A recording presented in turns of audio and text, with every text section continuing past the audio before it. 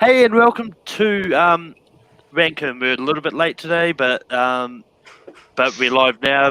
We've got a great panel of people. Over here, we've got Chris there. Chris, how's it going? Doing good. Happy Halloween, everybody. Happy to be talking about horror acting, despite a sad day today with the packed horror comedy, but also Halloween. So good and bad day together, but happy Halloween, everybody. Can't wait to get into the topic. Moving along, we've got Ghostface and Lady Ghostface, also known as Chad and Kerry Webb. How's it going, guys? It's going pretty good. How's it going with you, Malcolm? I'm really excited for this. We love horror movies here in this house, so looking good to rank some shit. Yeah. But moving along, we do need to talk about Kevin because he's here. Kevin, how's it going? Absolutely. It was the funniest thing I could come up with on the fly. Yes, I love horror movies as well. Jaws was the first movie I saw as a kid that I vividly remember like scaring the crap out of me. And I've always loved like the slasher franchise horror. So this is right up my alley. So yeah, well, hope this is a good time. Love all these people too. Oh shit. But last but not least, we've got Ryan Payne. Ryan, how's it going? Yeah, pretty good. I think of everybody on this panel, I would be the odd man out. Obviously, the fact I'm not dressed as a horror icon. But I'm still looking forward to doing this list. I can't wait to see what I can pull from the recesses of my mind. Nice. I'm not keeping it. I'm not keeping it on because it's really awkward with headset. Hot. Yeah. Yeah, the mesh is literally messing with my eyes. Well, I mean, it's not so much hot, but like with a headset, it's not easy. Oh. Mike, I probably would keep it on a lot longer. True that. But with but anyway, how the show works is we're going to go around and a panel nominate a acting performance from a horror movie we think deserves to be on a top 12 list. And because we've got 6 people, the person nominating their votes not going to matter. It's going to come down to everyone else whether it makes the list. And I'm going to vote to Chris first. So when I was thinking of horror icon horror performances, I thought of Jamie Lee Curtis, but I'm not going with the one that more people expect. I'm going with the 2018 version of Halloween because I think what Jamie Lee Curtis brings to the role show a lot more than what it does in the other Halloween. It shows like emotional times she's dealing with post-traumatic stress disorder from the first movie. She's dealing with the fact that Michael might be back. She's also dealing with her extended relationship with daughter. She brings so much into this role that it's emotionally heavy. The dinner scene when she interrupts the family dinner at the restaurant shows how powerful an actress Jamie Lee Curtis actually is. The desperation trying to get his family believing her, trying to comfort her, and the family thinks she's nuts. And then all the acting, the shooting range, great moment acting, like everything Jamie Lee Curtis, I think that's the best showcase of her acting in the 2018 version of Halloween, in my opinion. So Jamie Lee Curtis, 2018 version of Halloween.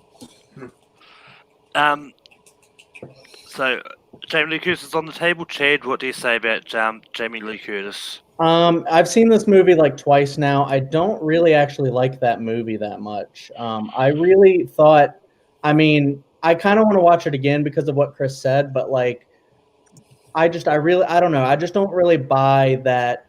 You know, she one time in her like late teens got attacked by a guy, and then all of a sudden in her like 70s or something, she's still like terrified building bunkers and stuff. I don't know. I just don't see the connection there from going just from one movie to this new sequel. I just didn't really buy it, but yeah. So and also it's just because there's a lot of other really great performances. I'm gonna say no on that one. Kerry, what do you say about Jamie Lee Curtis from Halloween? I'd say yes. And I get Chad's point that maybe the character isn't quite as believable as it could be, but I do think her performance in that is great. And if we're also, I'm not sure if we're looking at her throughout the franchise, I think she did a phenomenal job in all of the. I mean, I've only seen 1, 2 in 2018, and 3, but she's not in 3. So, but yeah, I think she did a great job in all those. But Kevin, what do you say about Jamie Lee Curtis in Halloween? Jamie Lee is like the first final girl, really. She kind of set that up for later, franchises. So I definitely want to put her on this list. This is probably the iteration you would want to put on. Carrie, I would say it's probably a good thing that you've only seen 1, 2, and 3, and then this one, because H2O is crap, and I think this is probably the Laurie you want to see. She's like the doomsday prepper. Like everybody thinks she's the crazy lady in town. So, like the 40 years worth of wounds come out in this movie, and it's basically just a straight sequel to 1, and I love that about it. So I'm gonna give this one a yes. Ryan, what do you say about Jamie Lee Curtis? I'm on the fence about this one. Well, I did like Jamie Lee's performance in the 2018. I mainly thought that my biggest flaw against that performance was it kind of contradicts a little. I mean, look, I thought Jamie just replicated her performance from H2O, except this is more. Except we don't have that fluff in between anymore. I do understand the layers to her, where she's a 17-year-old girl. She's been psychologically traumatized from that night, and yeah, sometimes this could have been her direction. But I think the first half of the movie spent too much time explaining why she was like that. Hold on. Performance in general, I don't know. I kind of like her H2O performance better because you saw someone who was still traumatized, who had a child, more of someone who's separated from their children because of the trauma. I'm gonna have to give an unfortunate no on this one.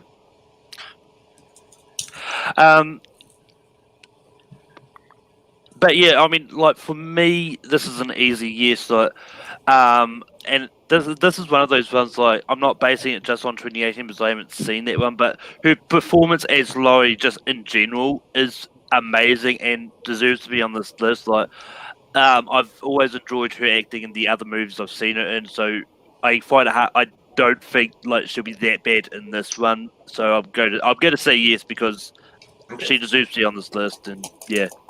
Well, let me clarify then. I think she's a great actress in the first one. I thought we were going on just that one, but then yeah. Yeah, that's what I assumed. It's one of those ones when it comes to like someone who's been in multiple movies in a franchise. You can just go actress as the character. Franchise. Chris chose to highlight a movie at the movie that he but it's like, yeah, I should have clarified that beforehand, but we're on the right page now. Chad, what's your first nomination? This is hard. There's a lot. I know a lot are going to get picked, but I'll highlight one that actually came out this year. Elizabeth Moss, the Invisible Man.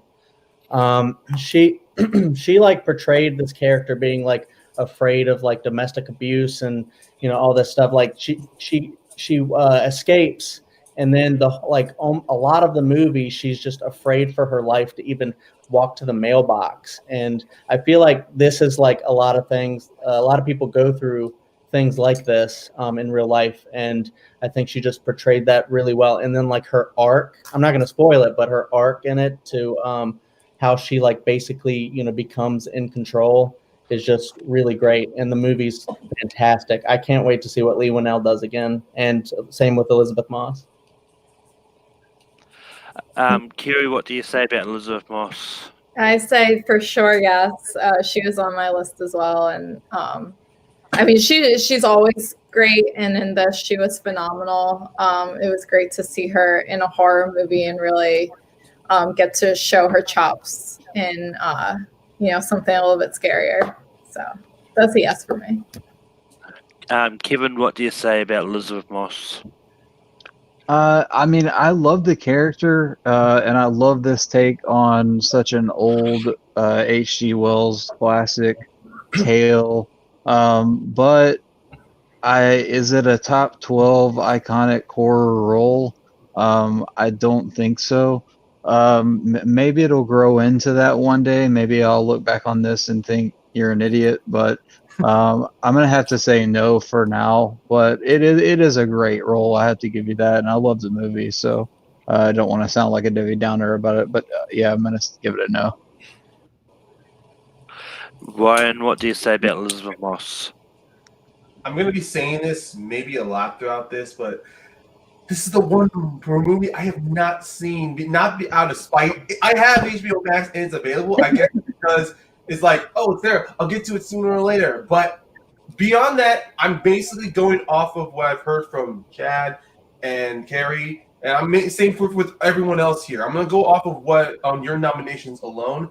And from the reviews I've heard about Invisible Man, the fact that this movie and the horror and the tension is mostly sold on Elizabeth Moss, that even itself still intrigues me. Even the trailer, the poster, you see a terrified Elizabeth Moss, and then you got a little bit of that steamy hand behind her. Like she's gonna be selling a lot of the terror in that. It may not be like supernatural horror, but it's the kind of horror I would kind of be for. So I will give this a yes.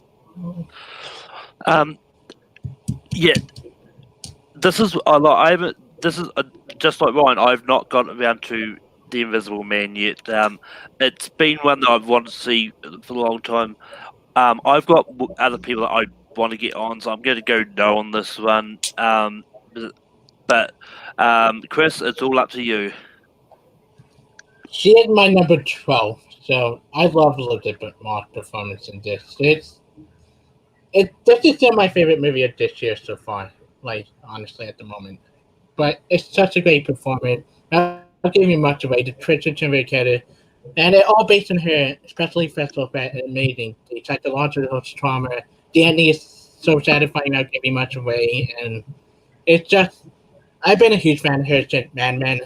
Like, I've been a big fan of this actress. I was so happy to see her get well like that, and she not get way out of pot. So I got to say yes. This is probably one of the few recent performances that in my top 12 I have on my list.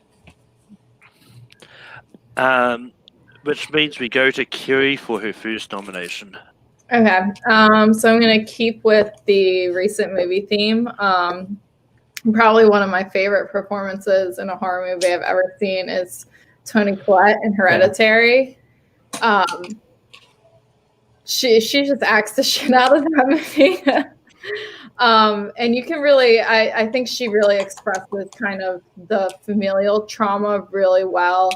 And I don't know, it's hard without, spoil. I don't want to spoil the movie for anyone, but kind of the worst part of the movie that everyone agrees on. And then when she discovers this thing, and it's literally just her voice acting alone is like, she really just tells you on just the horribleness of everything. I don't know. I think she did great in this movie, and so that was one of my favorite performances. Kevin, what do you say about Toni Collette in Hereditary? Yeah, this is actually a really good performance. This is definitely one that I thought was going to be Oscar worthy, or I think should have won an Oscar. Yeah, this is, I'm going to go ahead and say yes to this one. Hereditary was one of my favorites. And even though it's a newer one, and I kind of, my list is, I can already tell is going to be a lot of older movies, but older performances, but I'm going to go ahead and go yes with Toni Collette in this one. Yeah. Ryan, what do you say about Toni Collette in Hereditary? And I'm spinning the wheel again. I have not seen this, but like Elizabeth Moss, I could not escape hearing about Toni Collette's performance. And I may not have seen the entire movie. I got to see at least 20 minutes of it, unfortunately, before I put it on pause. And it's still on pause. But I do know that scene at the dinner table where she is, after the death, no spoilers, but at a certain point where she is hysterical, mad, heartbroken, but at the same time as a mother. Right. That off of the small stuff I have seen of her, I will give this a yes. And I'm not saying this is a bandwagon. That dinner scene alone can be better than whatever else I see in the rest of the movie. So this is a yes.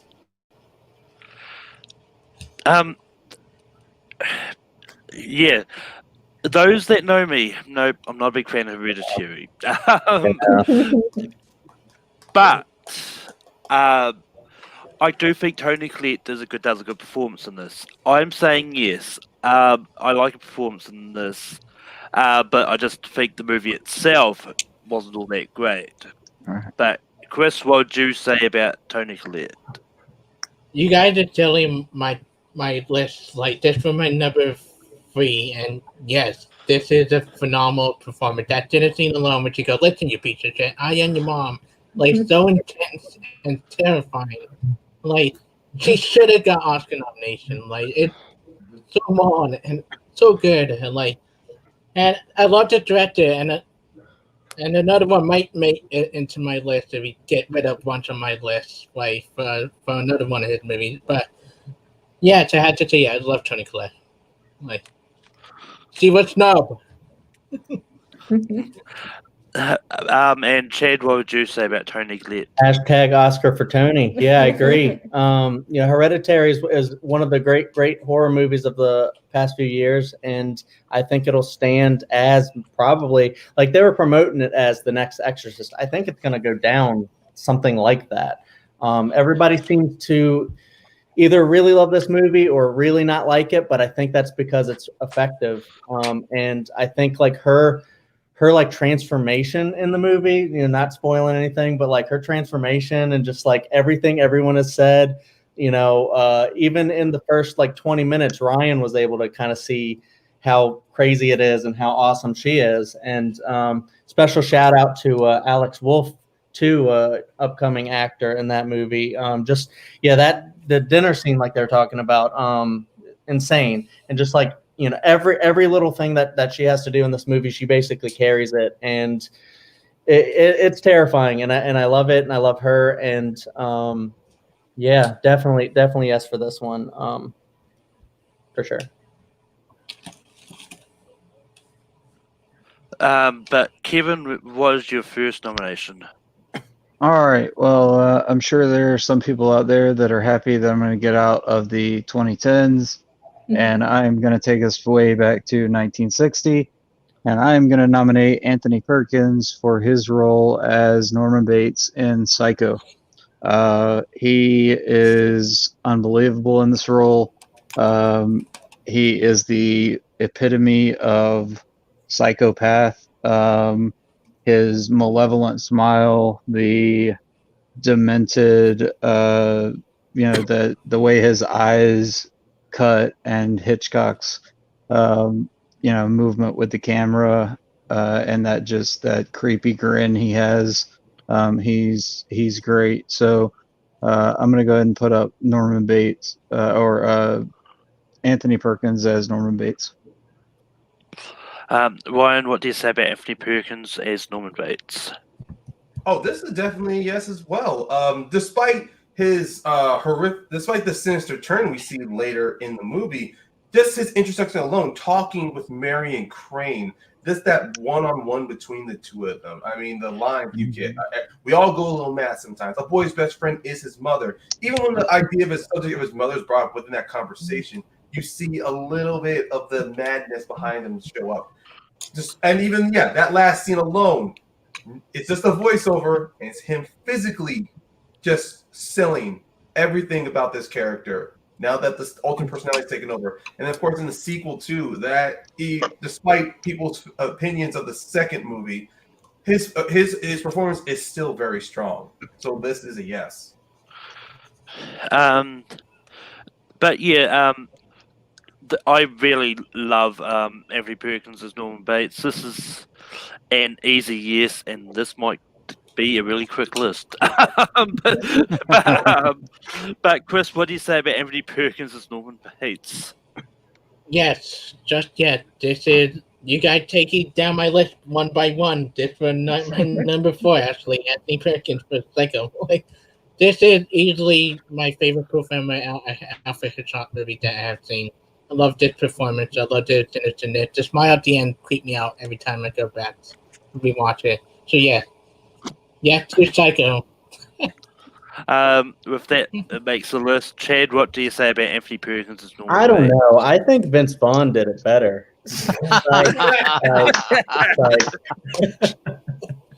That's great.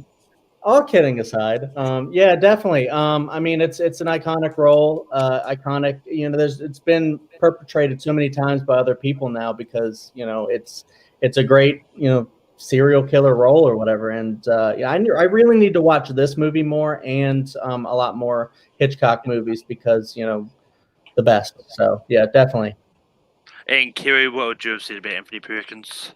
Yeah, oh yeah, I say yes. It's like everyone said, he's so iconic in it, and he just like perfectly captures that sense of he looks like a normal guy, but his acting gives you that feeling that something is off with this person, and it's subtle, and he does it so well.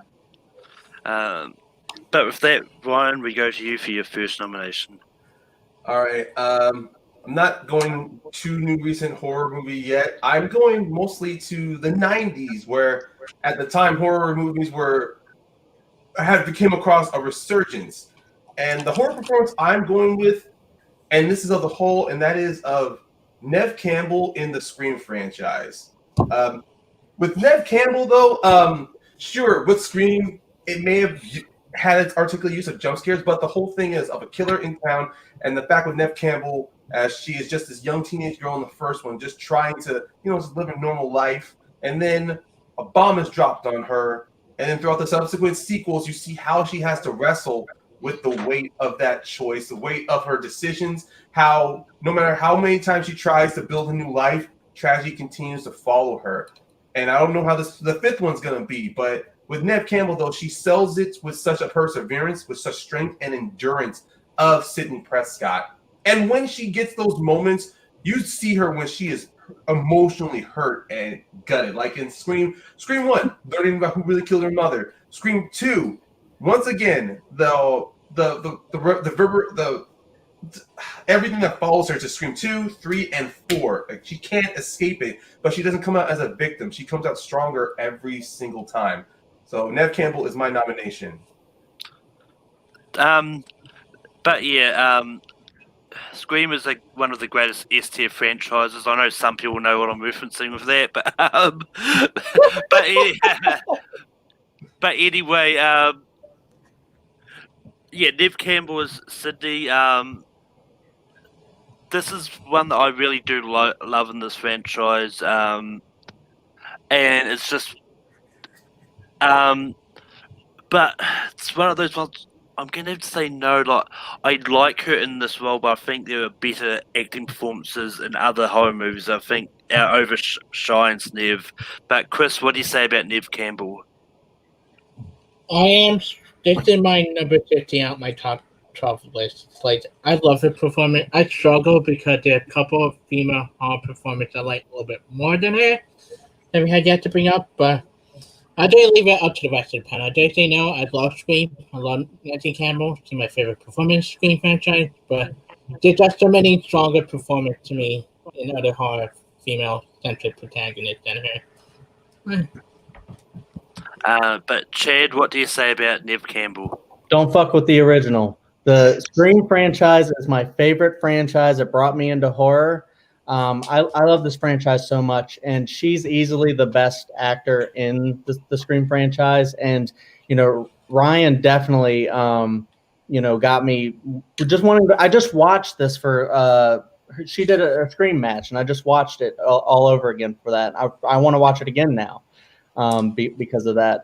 So yeah, she sells everything that Ryan said, and she's just a really good final girl. And I mean, like when in Halloween, when what's her face gets Jamie Lee Curtis gets revenge or whatever, it's like kind of like a panicky one. But then Scream kind of brings it all the way, and she's like a confident, like, "You're done, sorry," kind of thing. And I think that's amazing. I love the franchise. I love the performance. Yes.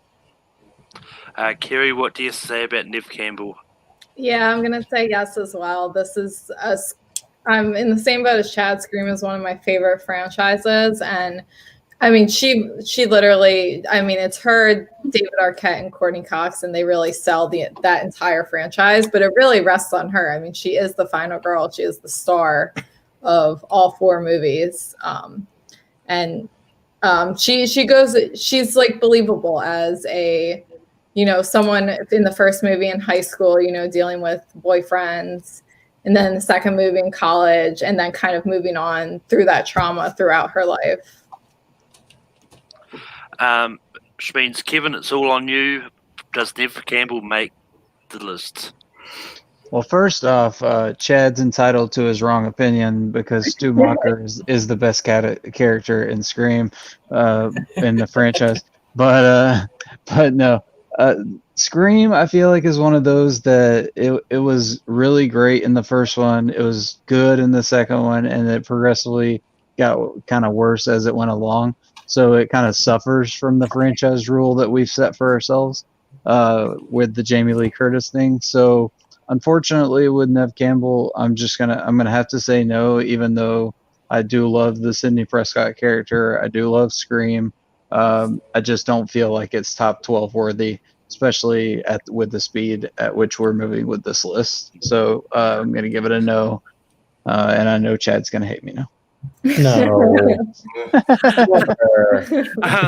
Slowly puts on the Jason mask. But anyway, it's back to me, and I'm gonna go. I'm gonna stay in the 90s.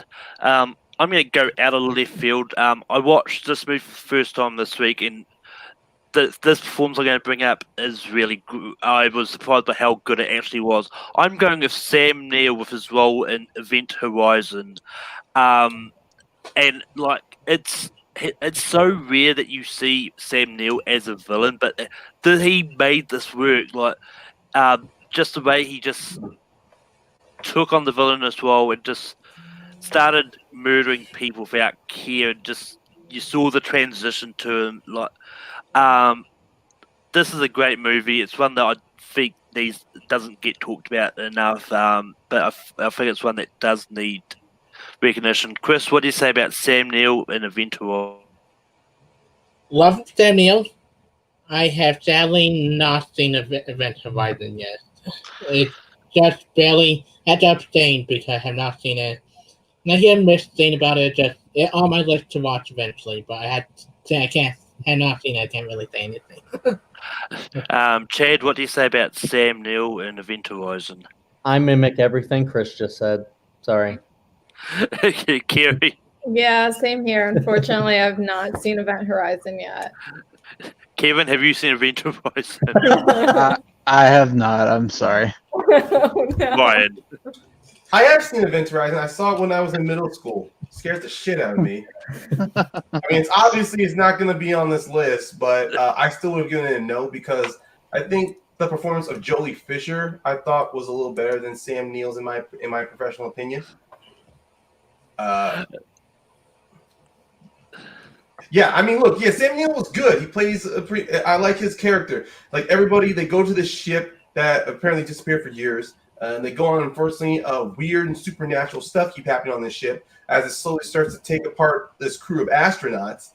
And and of course, Sam Neill. He starts off as an innocent bystander, but then slowly devolves and becomes not embroiled, but he pretty much envelops himself into the energy of that ship to become pretty much and to get that performance. But it was kind of a little too late for me. Jolie Fisher, on the other hand, she was the steady performance throughout for personally. So I would have said no to Sam Neill. Wow. I'm thinking of someone's name Sam. I'm thinking of the Splinter Cell video games now. I haven't seen that movie, so I don't know about his performance in that. So, But yeah, but Chris, we go back to you for your next nomination. So I'm going to go with classic. I'm going to go with Boris Karloff for the original Frankenstein. Like, this is, despite he doesn't speak in the movie, his mannerism, he is a scary Frankenstein creature. He is speaking, he gives a menacing performance. Even in other Frankenstein movie, he is so good. If we had to bring up classic horror performance, we had to bring up Boris Karloff as Frankenstein monster itself. So I'm going with Boris Karloff for the Frankenstein monster. So Boris Karloff, Chad, what do you say about Boris Karloff? We just bought the box set of Frankenstein, and I need to get more into classics. A lot of these ones that come up, I'm sure, are great and the foundation of horror performances. But I just haven't seen any of them with him in it yet. So I really need to get on that. So I guess no. Kiri, what do you say about Boris Karloff as Frankenstein's monster? Yeah, I have to echo Chad. I haven't seen We're any. bad horror fans. Yeah, we've really neglected the Universal Monster whole series of film. I haven't seen it. Kevin, what do you say about Boris Karloff as Frankenstein's monster? Yeah, this is horror to me. His movements, his eyes tell a story because obviously he doesn't speak. The grunts and groans, it's an art form in his body language. So there's a certain scene with a blind Samaritan in a cabin that's actually made fun of in Young Frankenstein. But yeah, that right. I always call back to that. But yeah, that I definitely will say yes to this. Boris Karloff for sure deserves to be on this list. The super. Ryan, what do you say about Boris Karloff? Boris Karloff is definitely a yes for me. I was fortunate to see the original monster movies like Frankenstein and the Bela Lugosi Dracula early on. So of course it didn't register with me at the time, but then of course revisiting them, I do see Boris Karloff is giving a lot in his performance as the monster, as Frankenstein's monster. And while and those grunts I see, those are like his attempts of trying. I like how those grunts are his way of trying to communicate. But unfortunately, because of the society, because of society, he's just seen he's portrayed on screen as dumb or so. But there are small moments of that creature in the first Frankenstein movie that comes out very horrifying, like the scene with the little girl at the pond. It's nice and quiet, but then it takes a turn. With his own creator coming across Frankenstein, that is also a bit of terrifying, and he represents man's hubris.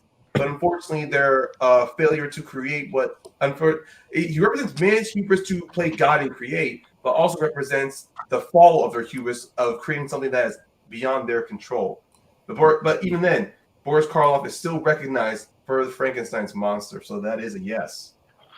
Yeah, I mean, this is one that I've not seen Frankenstein like any of these classic Universal movies either, but I have seen various clips of Frankenstein specifically, Frankenstein's monster specifically, and I'm going to go yes based on what I've seen, because it's like Frankenstein's monster is one of those ones that you don't need a lot, but you need to.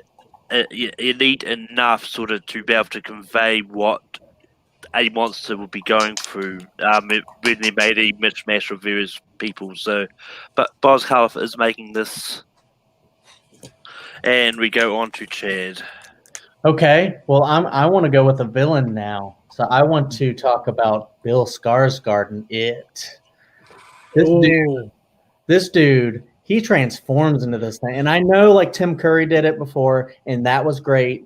And that was maybe the only good part about that one, but like this one is like a really crazy good adaptation of the Stephen King book, and it's just like, as a Stephen King fan, I loved it to pieces, and it doesn't work without him being the way he is.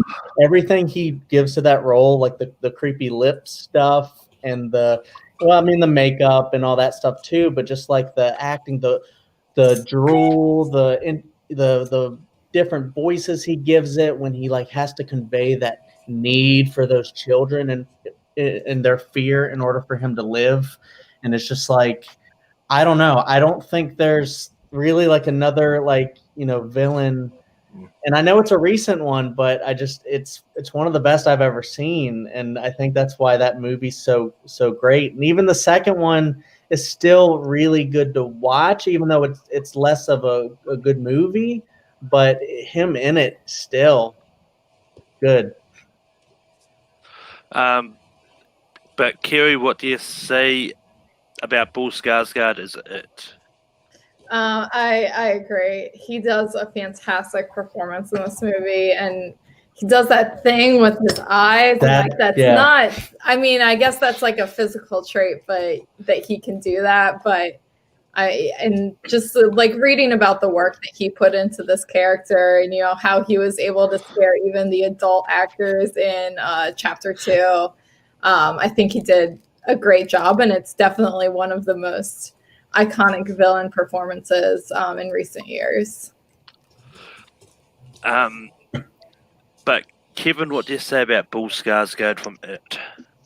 Yeah, having those big clown shoes to fill of Tim Curry's had to be difficult, but the clown part was, I feel like, what was scary about Tim Curry with the teeth and stuff. But Bill Skarsgård took it a step further, and he has that voice, and then it is obviously it's an entity. It's not just the clown. So he made it his own, and so I definitely think this one belongs on this list. So yes, I'm going to give it a yes. And he's going to make the list. What? Yeah. What do you say about Bill Skarsgård? He was great, honestly. Yeah, I felt. Look, yeah, apples to oranges with Tim Curry and Bill Skarsgård. Yeah. And especially when you compare, both on the same level. I guess for me, I would have picked a different villain for this list. So I was going to give this a no. But yeah, his main list was, I'm definitely saying yes. And the villain that Ryan's referencing may come up later anyway. But but yeah, I think Bill Skarsgård as Pennywise is great. I'm one of the ones that with the TV miniseries that they did of it, I wasn't a big fan of Tim Curry's performance in that. But Bill Skarsgård just kicked it out of the park. Chris, what would you have said about Bill Skarsgård?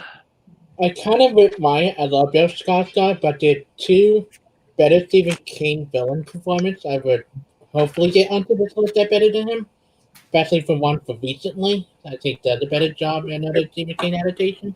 But Bill Skarsgård is great. I'm happy he made the list. He's not my favorite Stephen King villain performance. A bunch of stuff I've seen Stephen King stuff. He's great, but also because I read the book, so it's kind of like I 50-50 with half of the adaptation from reading the book. And, But with that, we move on to Kerry. Kerry, what is your next nomination? So I guess my nomination is going to be, and this film is, I can see it getting voted down because it's a little bit more on the thriller side than horror, but I think it's still just a fantastic performance, and it's definitely, I feel it's in the horror genre. Jodie Foster in Silence of the Lambs. She does a fantastic job in the movie. Kevin, what do you say about Jodie Foster in Silence of the Lambs? Oh man, I'm a sucker for this movie. Absolutely love it. Yeah, classifying it, is it horror? Is it thriller? Um, she does a great job, though nonetheless. Man, that is really tough. I'm glad I'm first. So actually, I'm gonna go ahead. I think it's horror enough. I think there are enough horror elements in it. Um, and her stoic performance in the uh, the horror parts with Buffalo Bill and the stuff with Hannibal Lecter. I think there are enough to say yes that it is horror. So I'm gonna give it a yes and let you guys fight it out. Ryan, what do you say about Jodie Foster and Silence of the Lambs? I'm just gonna put this out here. The moments in this movie, I think it elevates it from thriller into bits of horror. Honestly, from the young girl inside the well to Hannibal Lecter breaking out of prison, even even with Khalees visiting Hannibal for the first time. Every moment is meant to make you feel uncomfortable, or it's building to a sense of dread and fear. And that place, I mean, sure, when that got released, horror had a different meaning at the time. But if you do look at the classic Universal monster movies, they didn't rely too much on pretty much the blood and gore that we got used to in horror. They relied on tense moments to build up to a sense of fear and dread to scare you. Even now with certain psychological movies, like, well, I mean, we might list them. I mean, so you might come up there, but like A Cure for Wellness, that's not really much of a good movie. But they were meant to build fear. In the Jordan Peele's movies, like Get Out and Us, were meant to give you a sense of psychological horror, not more of a body physical horror like we get with Cronenberg most of the time. So it's really difficult for me on this one. I'm on the fence. Yeah, when we're not focusing on Anthony Hopkins or Ted Levine, our eyes are definitely on Jodie Foster. And yeah, that night vision goggles scene. I mean, nobody could put that. I mean, it's hard to put up to. Yeah. Especially, no one can also make Anthony Hopkins more intimidating than Jodie Foster did at that moment. With both scenes, like him asking her about the lip. Oh my god. I'm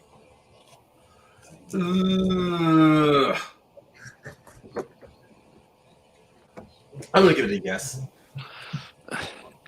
All right. I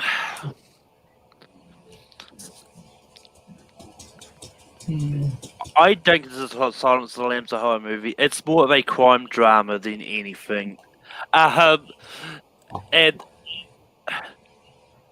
I felt like a performance, but like I don't consider horror. It's going to be a no.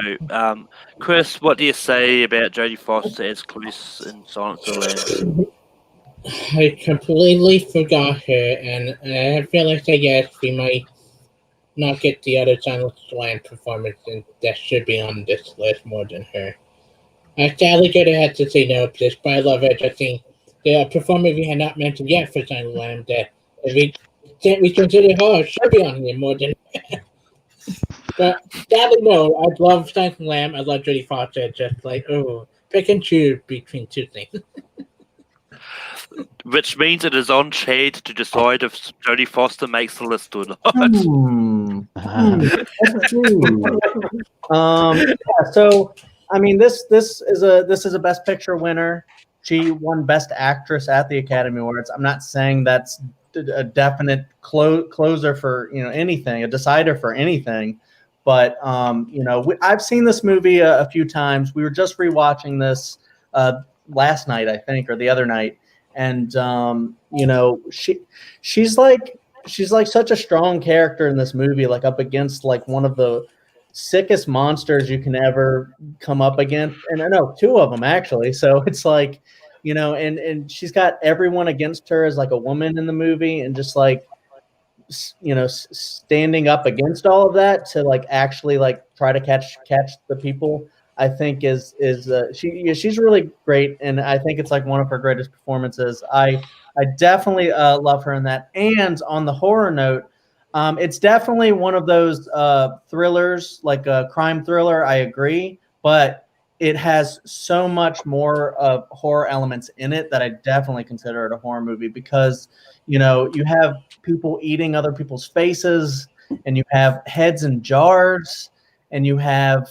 It's just like, I mean, like, what is a horror movie if Silence of the Lambs is not, in my opinion? So it's like. Yeah, I mean, you got to have people actively getting murdered and put in wells and, you know, other weird shit. And it's a great movie. I say yes to this. Jodie Foster is going to make this list, which means we go to Kevin. All right. I am going to take us back to the 70s. And I'm going to go with Linda Blair in The Exorcist. I think this is probably the most challenging performance that we've had so far, or that we've nominated so far. This is a 12-year-old little girl that had to portray a demonically possessed girl who did some terrible things. It's a very chilling, awful,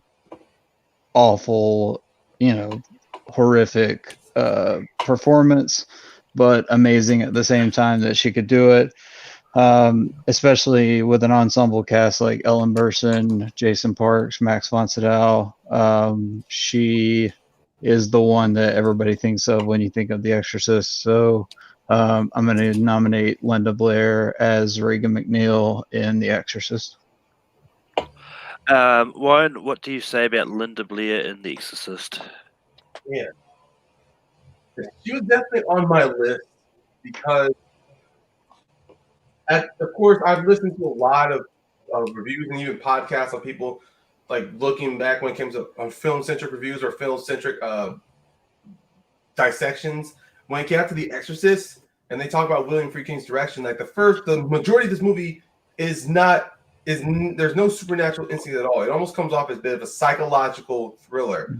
But when it's revealed the girl is possessed is when it really flips on a dime into the horror genre. And even then, the buildup is there from Linda approaching everybody at that party terrified to where she believes herself in front of the floor, to her being tied up in the room, her being going across the ceiling.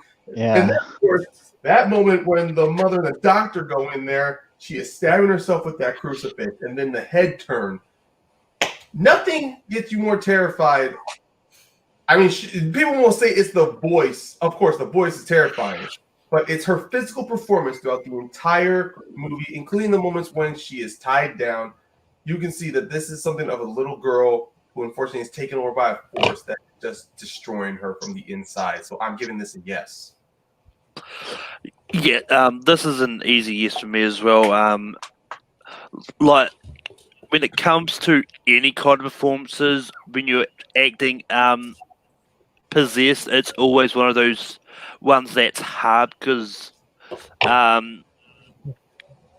because you're not acting as yourself per se, you're acting as someone else taking over your body. So, and I think Linda Blair did this perfectly. And so, yeah, she deserves to be on this list. Chris. So I just saw this for the first time this year. Love The Exorcist. Not the scariest movie ever, but I did love it still. Yeah, hell yes for me. I love her performance. See what made this movie really scary where it needs to be. Like, oh god, some of the things give me nightmare. But yes, like any performance for this film is great to be brought up. But she is the standout in particular. So yes, for me. But Chad, what would you have said about Linda Blair? Yeah, I haven't always been a horror fan. I used to be like actually really scared of horror movies, or scared of the idea of them. And like this is one that I had watched part of when I was a kid, and just for a little bit, and I had to turn it, like the stair scene, I had to turn that shit off right then. It was scary as hell then, but like later, after she really got me a lot more into horror and stuff. I finally got to see this as an adult a few years ago, and we have this on Steelbook now because this is one of the best movies I've ever seen. Just movies in general, but like for a horror movie, it's just so creepy. And I love children performances in horror movies because like they're the innocence is there with them, and like with an adult you don't have that really. So to see her transform over the length of the movie, which actually takes kind of a long time because it's a bit of a slow burn film. And when it finally happens, like it's not just the makeup, it is just her performance. And they add like the voice effects and the Pazuzu images or whatever and all that stuff. But just her in that role, it's just, how did a 12-year-old do that? And it's just definitely, yeah. And Kerry, what would you have said about Linda Blair? Yeah, definitely yes. She was on my list as well, and to have like one of the most iconic performances in the genre from a 12-year-old, and she just does such a great job. And everyone I think who acted in that movie went through hell, including her. But we do have this great movie now. But with that, we move on to Ryan. Ryan, what is your next nomination? Okay. I'm gonna go into the villain that I wanted to pick for my list, and pretty much don't say his name in the mirror 3 or 5 times. Mhm. Tony Todd as the villain Candyman. In his stories, you learn Tony Todd alone carries such something very regal about the Candyman. But then at the same time, he's pretty the villain himself. He's pretty much an urban legend that wants his tale to continue in order to have power over the realm of the living. So I like in the first one how Virginia Madsen's character takes away that power, so he literally crosses into the world of living to get it back, and how he's able to turn one woman's life upside down because she destroyed something of an urban tale, which was his past. It's kind of like a good tale of urban. Is it better to forget or still remember urban legends? But even then, Tony Todd's performance is great. He doesn't go malevolent. His cold demeanor throughout most of the movie, and also when you do see him kill people, and also his one-on-one with Virginia Madsen is fantastic. Sure, in some of the later sequels, they make him more of a villain-esque, but in the first one, he felt more unfortunate, like a tragic character becomes sort of like a malevolent spirit. So that's my nomination. Tony Todd. Yeah, I mean, after rewatching the Final Destination movies, you say he's really great as a mortician in that. I've not seen Candyman. I really do need to see Candyman. I'm not going to try and continue that joke. But Chris, what do you have to say about Candyman? Yeah, I cannot bear it myself. I have not seen it. I had just seen, sadly. I love Tony Todd, but yeah, on my list of horror movie to see, especially before the new one come out. I do kind of watch it. Chad, what do you say about Candyman? Yeah, I mean, it's just weird because like I'm trying to. We just watched the movie a year or two ago, and I feel like I didn't know what to think about it, and I actually really liked the movie quite a bit. Tony Todd and the main actress in the movie. Yeah, and it's really cool to see him pop up in all the Final Destinations and stuff. And I think that's because, like, Candyman is so good and a classic, because of his performance and her performance as well. But like his performance is in the movie is iconic, and that's why she's being paid a lot to show up in all these other movies and stuff. So I don't know. I feel like I pretty much have to say yes to Tony Todd and Candyman. But Kerry, what do you say about Tony Todd as Candyman?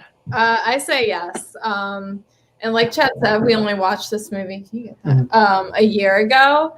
But this was something I remember hearing about Candyman, on the playground. I guess because it's like such an easy urban legend to kind of spread around, even though it comes from this movie. And Tony Todd just did not disappoint at all. And I think without him, this movie, could have turned out pretty lame, and he just completely sells this performance. Kevin, what do you say about Tony Todd as Candyman? I love this movie. I totally agree with Carrie and Chad what they said about how it's got that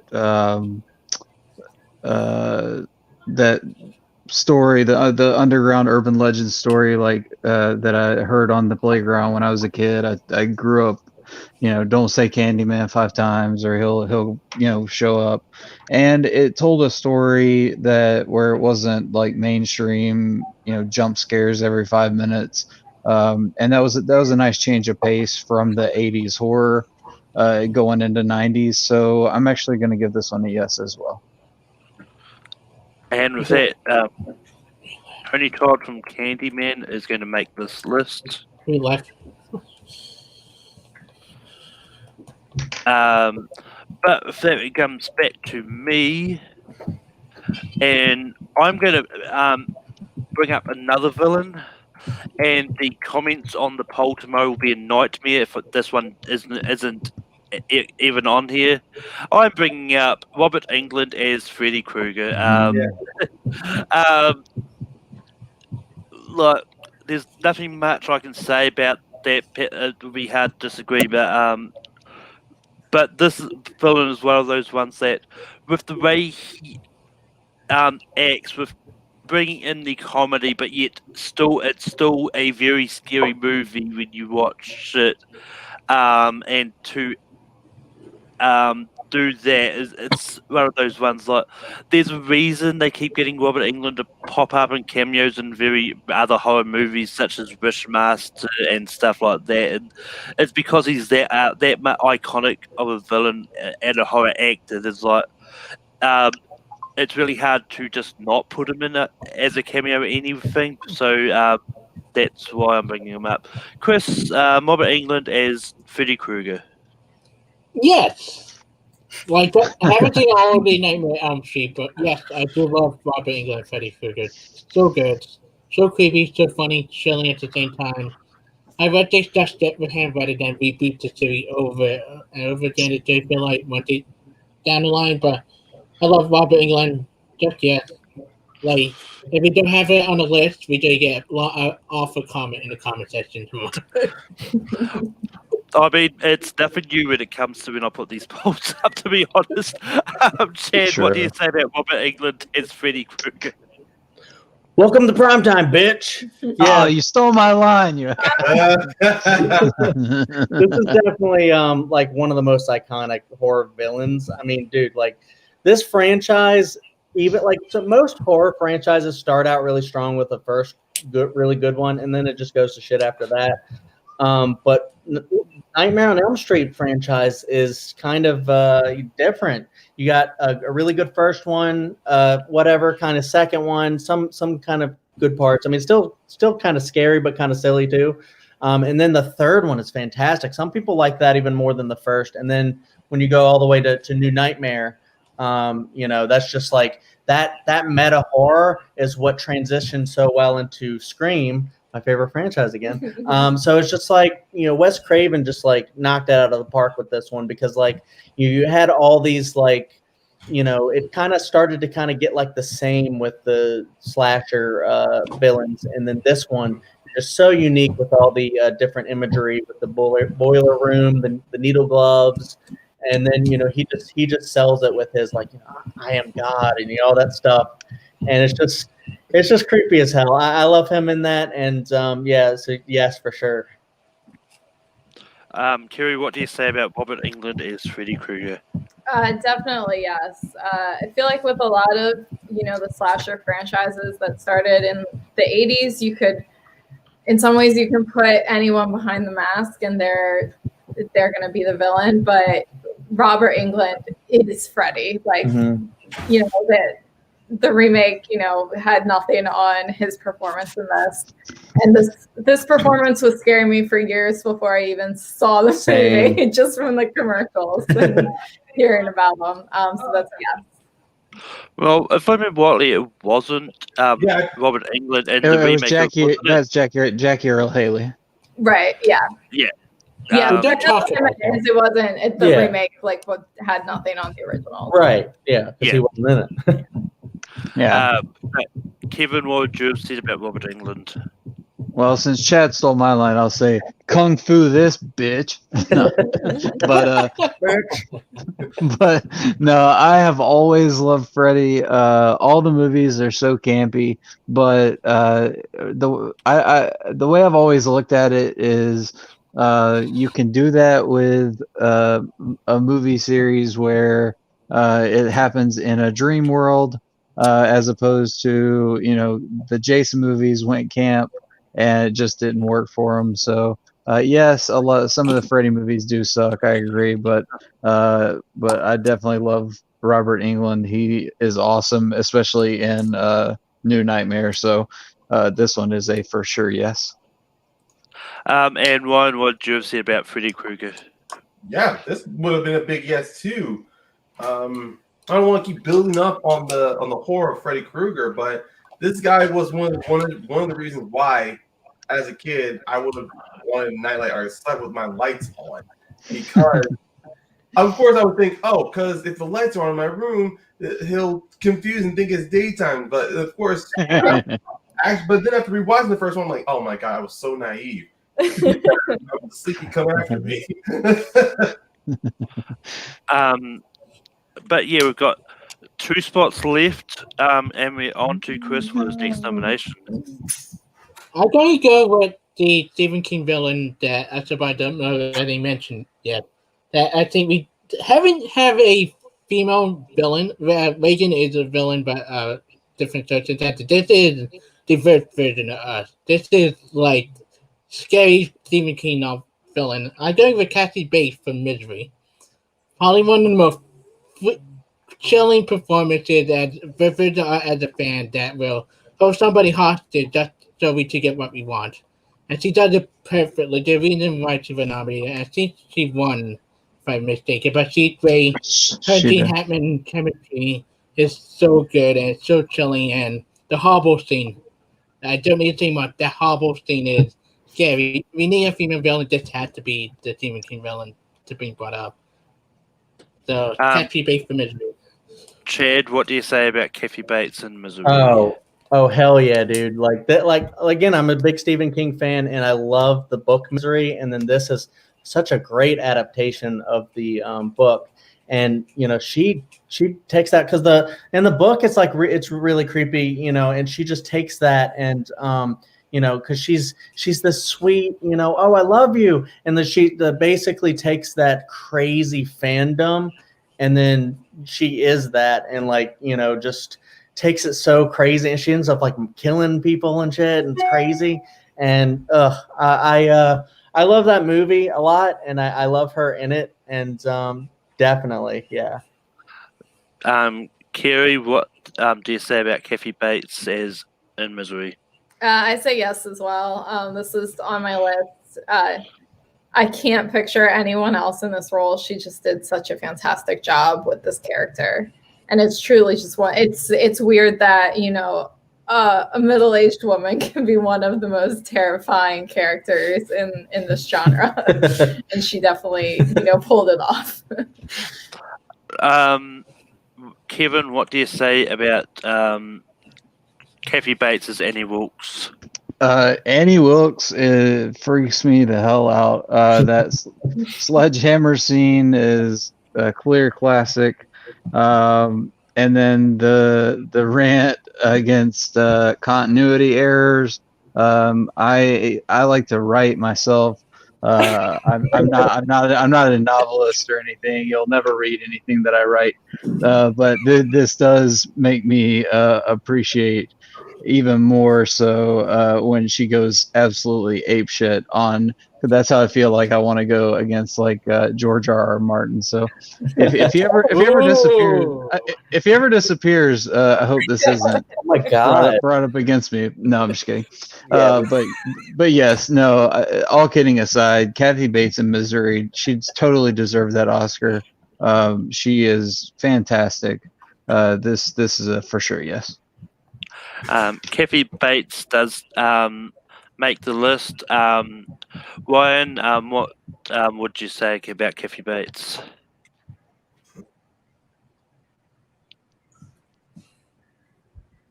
Not Muted. seen. Oh, sorry. Oh. Can you hear me? Yes. Yeah. We can hear you there. Not seen the movie. Oh, I've been shown scenes of Misery in film classes, especially the two scenes where she's sweet to James Caan, nursing him back to health when she convinces to get the script from him, and then the scene when she learns of the ending. Yeah, that enough is completely scary. And then of course, yeah, it's like Stephen King it's an author's worst nightmare. No, I'm sorry, that's anybody's worst nightmare if you have a certain amount of fame. Be me, an obsessive fan. I can listen to Eminem says it perfectly in his freaking songs. So even though I've not seen it, just that turn of the scene, and yes, the hobbling scene alone is enough. And of course, her killing the sheriff, spoiler, is enough for me to vote her. I would have said yes to it. But yeah, I haven't seen Misery either. But I've seen various clips. I probably would have gone a slight no just because I've got ones on the list I want to try and bring up. But if this last spot falls out, then I'm not going to get a chance to. But Kerry, what is your next nomination that you're going to bring up? I think it was Chad. Chad, what is your That's next okay. nomination? We may actually have the same one we would bring up. I'm not sure, but like this is I still have like a short list of like honorable mentions I want to give if this one makes it on, because like I was looking through them and I was like, oh, there's so many, and then I'm like, nope, never mind, it's this one, and this is also a recent one. But like Toni Collette in the past few years, this is like the best one, and it's Lupita Nyong'o in Us. She was on my list. She deserves 2 Oscars because she plays 2 parts in this movie, and she plays them both so differently and so creepily. And like both characters are very creepy and just the one, like there's the physicality of it. I mean, a lot of actors with their physicality in the movie are so good, and this movie is just one of the best in my opinion. But like with her performance, you know, in the voice that she gives it, and she goes like, "I am the tethered," and you're just like, "Oh my god, this is insane!" It's just like. It's one of the best I've ever seen. I love Lupita Nyong'o now, and I can't wait to see if she's going to continue in horror because she's so good at it. But Kerry, what do you say about Lupita Nyong'o? Yeah, I agree with Chad. She was like one of the top performances on my list, and you know, she plays both the hero and the villain in this movie. Although, you know, who's the hero and who's the villain, and are they either of them really heroes or villains? It's very common. It's hard to like get into it without spoiling the movie, but she does so great in this movie, and I was really shocked that she didn't get at least nominated for an Oscar for this performance. Came out too early, probably. I mean, it's one of those ones like too early, and that like there is things of early movies being nominated. But Kevin, what do do you say about Lupita Nyong'o? Yeah, I mean, between her and then Jordan Peele and Ari Aster, like those three put together are just horror, like make my horror part of my brain happy. She was amazing in Us. That was I guess like the role was just designed exactly for her. And like you said, she basically, had to do two separate roles. So yeah, I can't imagine not putting her on this list. Sucks because I can think of a lot more, Same. but Yeah. at the same time, it would feel like a slap in the face if I didn't say yes. So I'm gonna say yes. Ryan, what do you want to say about Lupita Nyong'o? She was the third person I was going to nominate here, so this is a yes. I'm sorry if people wanted more to nominate on this list, but what we have here is fantastic. And yes, Lupita Nyong'o is fantastic. The one crime I saw that was against Us was the fact of the hype from Get Out. As much as Get Out is a great movie, I thought Us, even though it didn't have the same vibe and tone as Get Out, it still was successful in its own right, especially not only on the Lupita Nyong'o, but also on the smaller cast too, of Winston Duke and the actor that plays the young kid. Oh my god, I forget the name of the son. But beyond that, the performances were all there, as you see with Lupita Nyong'o, with their characters of Adelaide, and then of course as her tethered self. Just the terror alone, when she's the normal one, to the tethered is explaining her own life compared to her other self. And then, of course, later on, as you see with the tethered, how Lupita, she brings, even though they are seen as like, even though they have a face, but they feel like faceless monsters, she's the only one that gave them voice. She was the only one that actually made them terrifying. Sure, they don't look as terrifying when they don't talk, but I think that's the most scary part of them. The fact that she was the only one who could talk made it even more scary.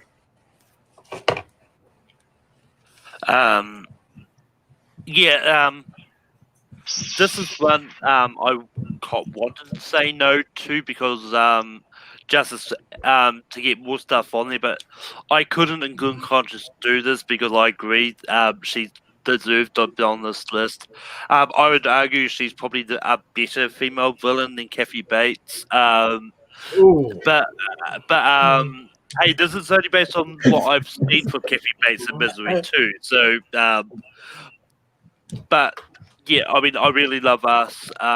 Like Jordan Peele is one of those ones. Like I think a lot of people didn't think they would be able to do horror very well. It's like then he just came out of the gates with them.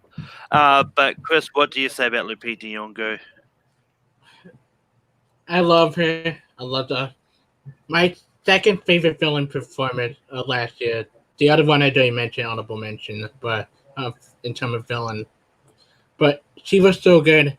I would have said no because there were a lot I wanted to get onto this list, and I think the comment section did kill us for a couple we missed.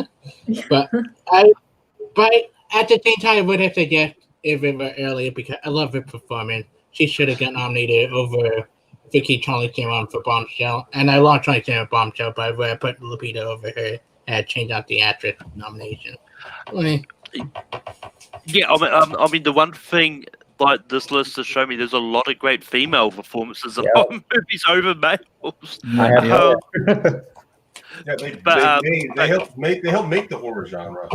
Oh, definitely. But Kerry, what did you have as honorable mentions? So as honorable mentions, kind of left on my list would have been Mia Farrow in Rosemary's Baby, Sigourney Weaver in Alien, Dwayne Jones in Night of the Living Dead, and Daniel Kaluuya in Get Out. Kevin, what did you have on as honorable mentions? I also had Mia Farrow. I had Jack Nicholson from The Shining. I had Jeff Goldblum from Cronenberg's The Fly. Anya Taylor-Joy from The Witch, James Woods from Videodrome, Natalie Portman from Black Swan, Essie Davis from Babadook, Florence Pugh from Midsummer, and John Krasinski from A Quiet Place. Ryan, what do you have as honorable mentions? I had both Krasinski and Emily Blunt for A Quiet Place. I had Sissy Spacek for Carrie. Yep. I also had Yeah.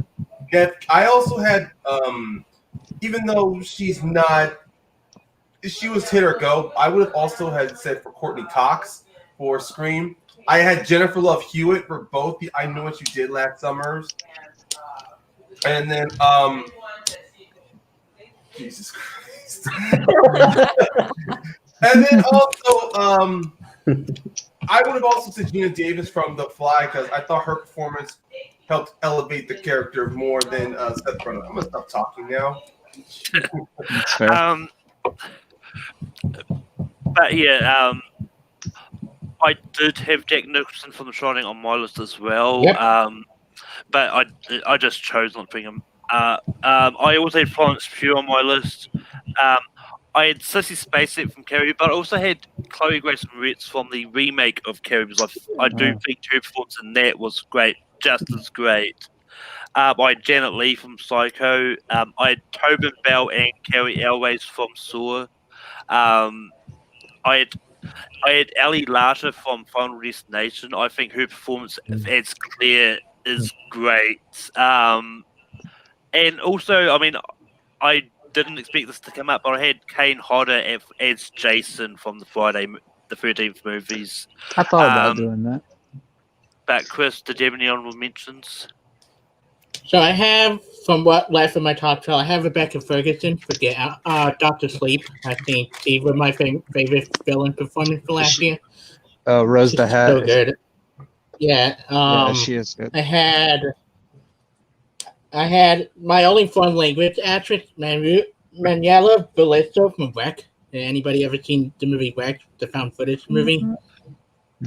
So good in that. Dan Stevens from The Guest. Yes, it kind of felt but also horror movie at the same time. But Hater from Ed Chapter 2. Ewan McGregor also from Doctor Sleep. Phenomenal performance to Danny. The alcohol unanimous thing to highlight. Samantha Weaving last year from Ready or Not. So good in that. Jay McAvoy from Split. I attempted to bring that. I've attempted to bring that up. Jessica Rose for Happy Death Day and Happy Death Day 2.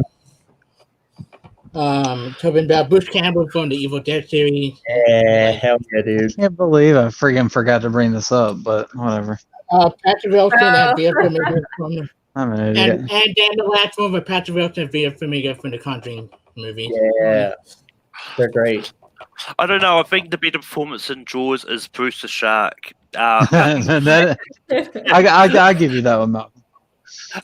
But some that have come up in the chat. Also, Kurt Russell from The Thing, I forgot. RJ McCready. I thought about that, but yeah, some that have come up. We've got Haley Dawes come up. Mickey Rourke and Angel Hart. Michael Keaton from Beetlejuice. I still have yet to give mine. Oh, go ahead, Chad. Oh yes, sorry. Go, Chad. So yeah, that's okay. So I had a few. A lot of them are similar. It's crazy, like how this one flew by actually, because like usually they go in a little longer, but we were just like, that's great. But yeah, more recently, and this one is a very divisive film, but Betty Gilpin in The Hunt, she was phenomenal in that. Essie Davis, I also had in The Babadook. And I also wanted to highlight Kylie Curran from Dr. Sleep. I think she was one of the best performances in that one as well. Is that the young girl? Yeah. Yeah. Okay. Also, I love this actress, Lulu Wilson from Ouija Origin of Evil, because she's just so creepy in that movie. I love her in that, and I love her in Annabelle Creation. Also Bruce Campbell for sure, especially for but for all of them. Sigourney Weaver for Alien for sure, and Aliens, even though it's less of a horror movie. Mark Duplass from Creep and Creep 2, and he like made those friends. Yep. Dude, Yep. that's such a creepy. Those are such creepy movies, and he's Especially really creepy. creepy in those. I Yeah, didn't think anybody would have seen those, but yeah, it's a good call. definitely Daniel Kaluuya from Get Out. If Lupita hadn't have shown up, it would have been him for sure next. Nicolas Cage from Mandy. That dude, Oh, that's man. one of my favorite performances in one of my favorite horror movies. That's a creepy movie, man. Florence Pugh in Midsummer also, and Robert Pattinson and Willem Dafoe from The Lighthouse. Both of them are fantastic in that. Ewan McGregor from Doctor Sleep, and then also Jack Nicholson from The Shining. But anyway, now we get to the sort of fun part where it comes to ranking them. But the way we rank them, we write down on the whiteboard what we think should be at 12, 11, and so on. I'll let you know when it changes because it does change for 1 and 2, but never mind. But just to recap what's on the list, just for the people watching so they know what's there. We've got Jamie Lee Curtis as Laurie from Halloween. Got Elizabeth Moss as Cecilia from The Invisible Man. Toni Collette as Annie from Hereditary. Anthony Perkins as Norman Bates from Psycho. Boris Karloff as Frankenstein's monster. Bill Skarsgård as Pennywise. Jodie Foster as Clarice Starling. Linda Blair as Regan. Tony Todd as Candyman. Robert Englund as Freddy. Kathy Bates as Annie from Misery. And Lupita Nyong'o as Red/Adelaide from Us. But I've already got mine written down, but so I'll go first. Just because it's too recent, and I haven't seen the movie fully. I put Elizabeth Moss as Cecilia. Chris, what do you have?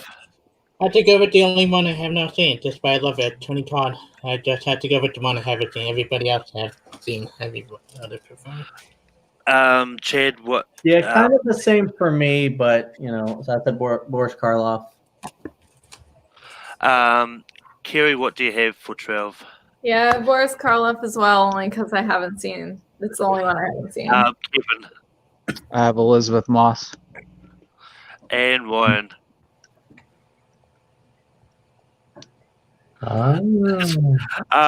Which means we're at a top. Okay. So we've got Elizabeth Moss or Frankenstein's Boris Karloff. Chris, which one do you think should be at 12?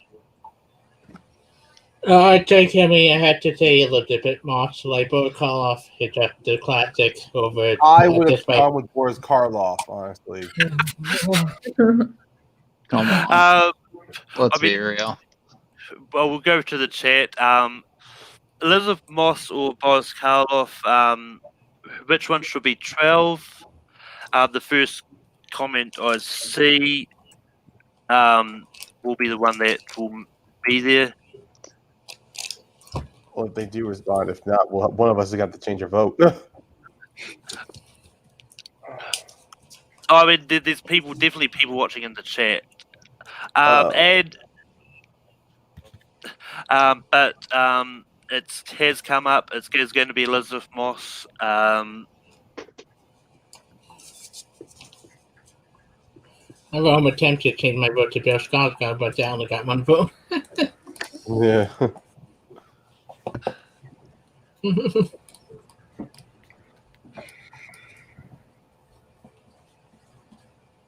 Yeah, I mean, it's always going to be one of those ones with recent performances. It's always risky bringing them up just because they do need that time to marinate as well. That's right. I mean, it is what it is. It was close.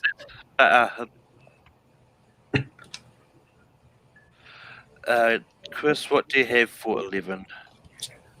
I love him, but Bill Skarsgård got to go. Like recent performances, and everybody else is stronger than him. Chad. I'm gonna stick with Boris Karloff for now. Kerry. Same here. Kevin. I'm gonna go with Tony Todd. Ryan. I didn't change a thing. I stayed with Bill Skarsgård. But I went with Jodie Foster as Clarice, which means we're now tied between Boris and Bill Skarsgård. Mhm. Kevin, who are you going to go with out of the two? We know. I'll go with Bill Skarsgård. We go to the chat because I'm going with Boris Karloff. Oh god. So chat Boris Karloff or Bill Bill Skarsgård as Pretty much, which one's Trell. easier for them to type in the chat? No, I know all of your YouTube names. But it is going to be Bill Skarsgård. Bill. Alrighty. You were flow too. Okay, now it's going to get tough. All right, yeah. Let's see.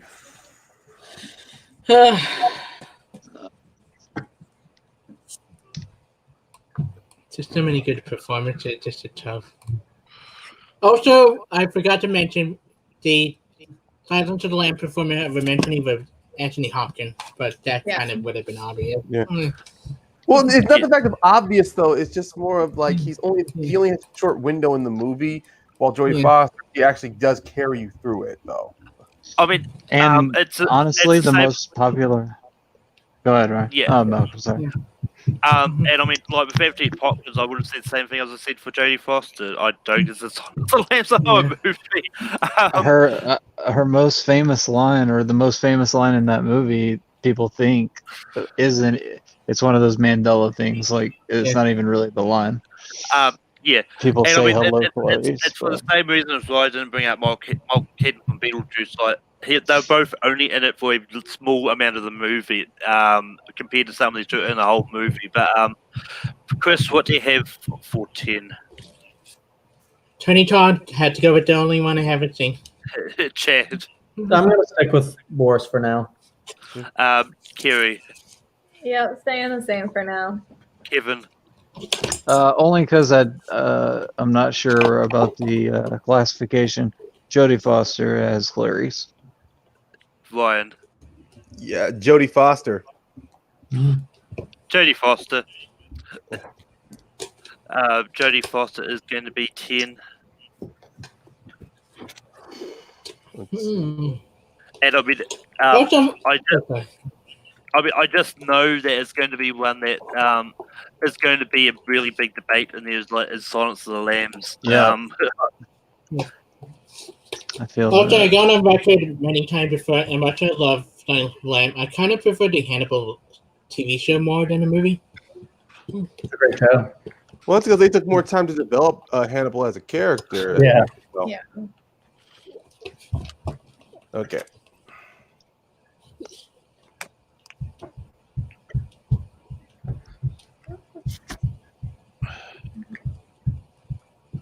That's being Hannibal Boss.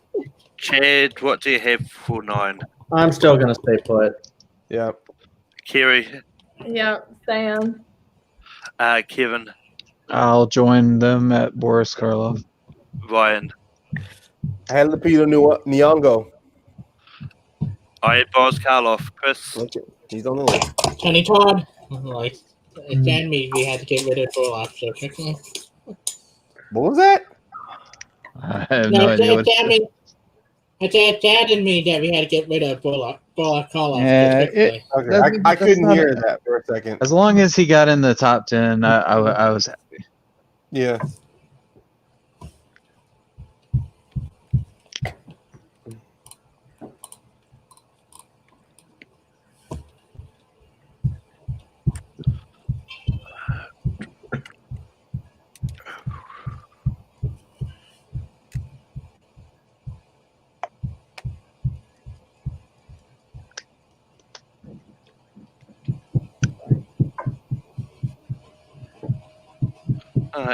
Kerry, what do you have for 8?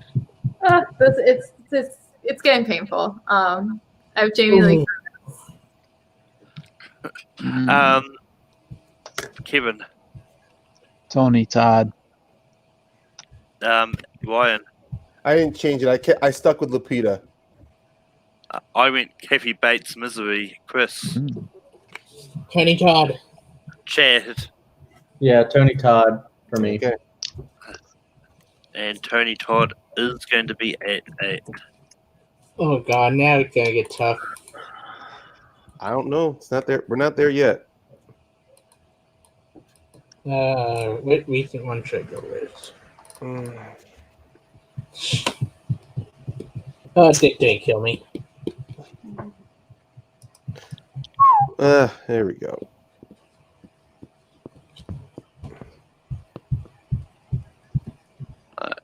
Oh my God. Kevin, what do you have for 7? For 7, I have Tony Collette in Hereditary. Ryan. This might be controversial. Robert Englund. Oh. Kathy Bates. Chris. Lupita Nyong'o. I had to choose between her and Tony Collette. I had to go with Lupita. It's all different. I said Anthony Perkins. Kerry. I spoke with Jamie Lee Curtis. Damn it! They're all different. So it's going down the chat. We've got Jamie Lee Curtis, Kathy Bates, Robert Englund, Tony Collette, Lupita Nyong'o, Anthony Perkins, and Anthony Perkins. Yeah. Let's all just put our boards on the screen so they can see. For the chat. But pretty Why are you much, racing, Chris? They need to see. All right, I related by writing again. but the first one I saw was Jamie Lee Curtis, so she's going to be. Ooh. Oh, that hurts. Yeah, that one hurt. I mean, that's pretty weird that everyone thinks something different.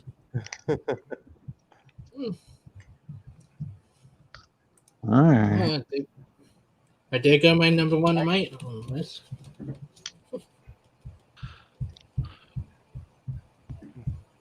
She's already been. She's Right. on the She's already- list. Yeah. Malcolm, can you do a quick recap that what we still have on the board? Yeah. Twice. Yep, so the ones we've still got on the board, we've got Lupita Nyong'o, Kathy Bates, Robert Englund, Linda Blair, Anthony Perkins, and Tony Collette. Yep.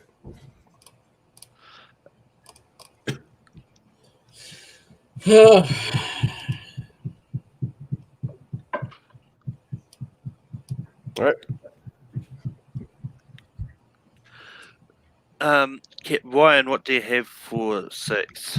I stuck with Robert Englund. I stuck with Kathy Bates. Chris. I stuck with Lupita Nyong'o. Oh my God.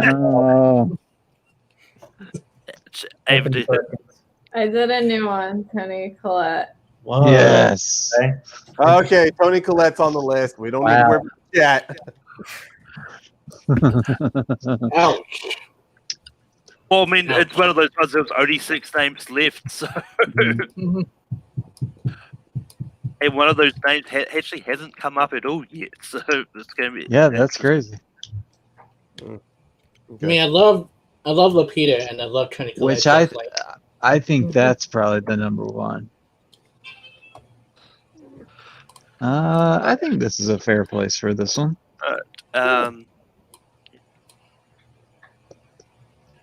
It'll be on you now, Malcolm. That will be. I was just waiting until Kevin had finished writing. Thank you, buddy. But I mean, no surprise. Really, it's Kathy Bates. I've got. No surprise, recently, even though she plays recent, I have to see how it marinate over time. Lupita Nyong'o, yeah. Kerry. Anthony Perkins. No. Kevin. Robert Englund. Oh. I changed it. It's not England. No. Perkins. Damn. Damn! Perkins, I thought would go late. All right. So it's between wait. Perkins or is it? No, We got it's, Kathy. It's not between Not a- anybody. It's just I- Perkins. It's just Perkins. I had Kathy Bates, not Norman Really? Bates. Because Chad and Carrie had Perkins and I had Perkins, so that's 3 overall. Oh, I didn't know she had. Okay, I got you. That's okay. I thought she had somebody different. I'm sorry. It's all good. But Chris, who do you have for 4? Recently buying, I love it, but I think just a good to get Lupita Nyong'o from up. Chad, So I said Robert England this time. Kerry, Linda Blair. Kevin, I stuck with Robert England. Ryan, Kathy Bates. Kathy Bates. So we got 2 for Kathy Bates, 2 for Robert England. And 2 for Kathy. Yeah. So Chris, Kathy Bates or Robert England at 4. Robert England. Chad, Kathy Bates or Robert England at I already 4. said Robert England. Oh, Who didn't say Robert? I mean, who didn't have whose vote? wait, Kerry, Yeah. Robert England or Kathy Bates at 4. Robert England. Okay. Okay. All right. So And that's my number 1 gone. Okay. Linda Blair, Kathy Bates, My and number Lupita 1 are all the left. disappeared a long time ago. My number 1 was definitely taken out. Mine's still there, so I'm good. Okay. We got Catherine Bates, Linda Blair.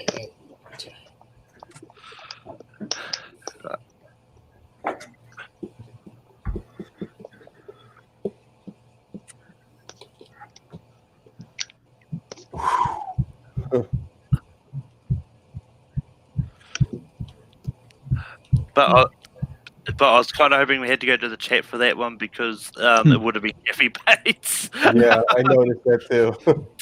But Chad, what do you have for 3? Yeah, I feel like 3rd is good for Kathy Bates. Kerry, Linda Blair. Kevin, Lupita. Ryan, Kathy Bates. Kathy Bates, Chris. Lupita. Lupita. But it is going to be Kathy Bates. Now our top 2. No, you just write down number 1. Yeah, I know. Oh, okay. Okay. Oh, I had a lot to say about This is fucking hard, dude. That's what she said. I love Lupita, by the way, but the fact that she beat a lot of other people so far really makes me. I was gonna say the girl's 12. Come on. You know how to spell it. No. Oh my God, I'm stuck here.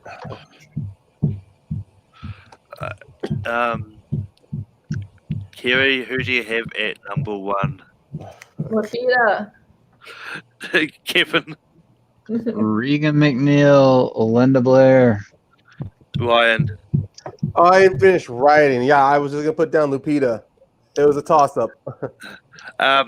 Linda Blair, Chris, Linda Blair. Attaboy. Wow. Chad. I almost went Linda Blair, but Harry. So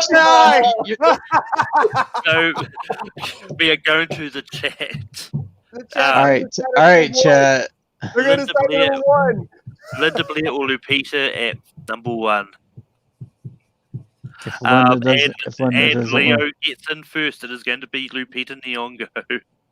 Oh, God. Woo! A solid top 3. Your mother sucks blanks in hell. And with the James Wood response, suck on this. Yeah. Lupita is good at just like maybe I don't need to watch us again. It's not recency bias, honestly. So, I mean, I can understand how you can see. No, it. I get it. I see it. Yeah. It was more of, it's a very good movie. The problem was, it was the.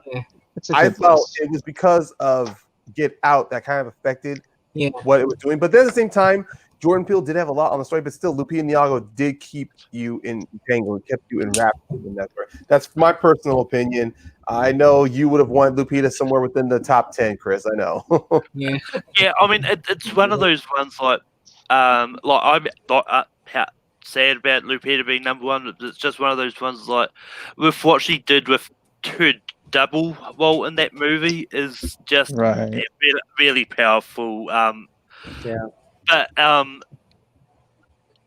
But yeah, just to recap the top 12.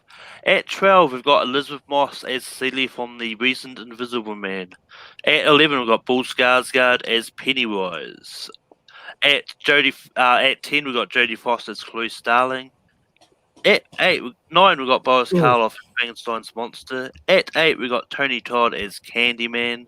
At 7, we've got Jamie Lee Curtis as Laurie Strode. At 6, we've got At 7, we've got Jamie Lee Curtis as Laurie Strode. At 6, we've got Toni Collette as Hattie from Hereditary. At 5, we've got Anthony Perkins as Norman Bates. At 4, we've got Robert Englund as Freddy Krueger. At 3, we've got Kathy Bates as Annie Wilkes. At 2, we've got Linda Blair as Regan. And at number 1, we've got Lupita Nyong'o as Red/Adelaide from Us. Yeah. But with that, like, it is a pretty solid top 12. I'll have a poll in the Take 3 page in a bit with the topics that'll be on offer for next week. They're gonna love it. No, wait. Hold on. I'm not doing it right. Sorry. The group is gonna love this. There's going to be a lot of like Florence Pugh, like what? Oh, I won't be surprised if we see. Jack Nicholson. Oh, man. Definitely. Yeah, no, it's one of those ones. Like for mine, I'm considering bringing them up really early on, but like we already had a bunch of recent ones getting on. Like I was afraid that we weren't going to get to some of the older ones. So like I'll try and get some of those ones on as well. But I mean, it's one of those ones like I love Florence Pugh and Midsommar. But like just like The Invisible Man and a bunch of other ones we talked about, like, some of them are really recent. Yeah. But I would have said yes. but I mean, yeah. But with I that, love Florence. we have reached the end. Chris, where can people find you online? You can find me everywhere on Facebook, on YouTube, a bunch of that. They'll be on tomorrow with Kevin and Full Metal Classics, facing each other for the first time in there. So they'll be fun. So stay tuned for that tomorrow. But Chad, where can people find you online? Yeah, I'm all around in this community a little bit, but I also like pretty much my biggest thing I try to promote is my Letterboxd. It's Chadwick Webb, and I see Webb 1534. I think is another way to find it. I try to do some reviews on there. I need to step that up a little bit. Kerry, where can people find you online? If you want to see more photos of the cats that have been in the background, you can go on my Instagram as Carrie Elizabeth 17. Hell yeah. Kevin, where can people find you online? If you want to see more of the cats that have been in the foreground of my camera, you can watch my trivia videos. No, TMG Trivia is where I mostly am at. I try to run a league over there or help run a league over there. I am the commissioner of TM Geek. We're right in the middle of our tournament to crown a champion. Check out our videos, our YouTube channel. We'd love your subscription. Check us out on Facebook. If you want to play, we'll get you into a match. We have singles, teams, franchise wars, which Ryan runs. I believe pretty much everybody on this call has either played in or is a member of that group. So hope you all enjoy that. And yes, I will be making my return to Full Metal Classic tomorrow, which I'm super excited about. Thank you to Malcolm and Full Metal for having me back on. I'm very excited for that. So looking forward to it. Thanks, guys. And Ryan, where can people find you online? Well, bouncing off of of Kevin, I'm also, I help with help running a few league matches in TMG trivia. Also, yeah, franchise wars. We're gonna come. We're wrapping. We are close to wrapping up our Star Wars tournament, and starting soon, we are going to start a new tournament. We're mainly going to post this in the TMG trivia page, but for those who are interested, I will say this to you guys: the next tournament that we're going to start is an all Marvel tournament. The Marvel movies, MCU and Marvel, they're not separate; they are together, and it is focusing mainly on the films.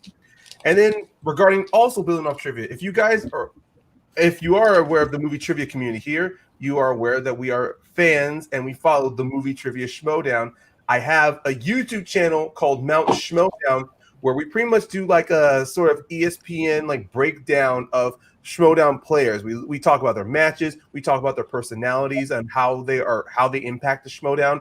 Today, we did a live episode on Video Drew where she herself was actually joining us along in the chat with everyone else. So we were responding to her. It was our first live episode, so it was fantastic. And it's going to be live moving forward. We've had pre-recorded episodes in the past, but today was our first live episode. And please stay tuned with us. Just go to our channel, and hopefully you'll find out who we're going to cover next week and the weeks on forward. And you can find me hosting Formidable Classic on Sundays. I also host Formidable Random, in which you can have trivia things on any topic you want. This week is going to be Jacob E. Rest up against Brandon Rutledge in Nintendo trivia. And you can find me over on Take 3 where I host Late Night Take 3, and Late Night Take 3 next week is going to be the 100th episode. I'm going to try and get everyone from Take 3 on that video, on that episode. You could also find me doing Rankum on Saturdays, and it'll be whatever topic wins the poll. But until then, I will be continuing on with the horror villain matches, and keep listening shit.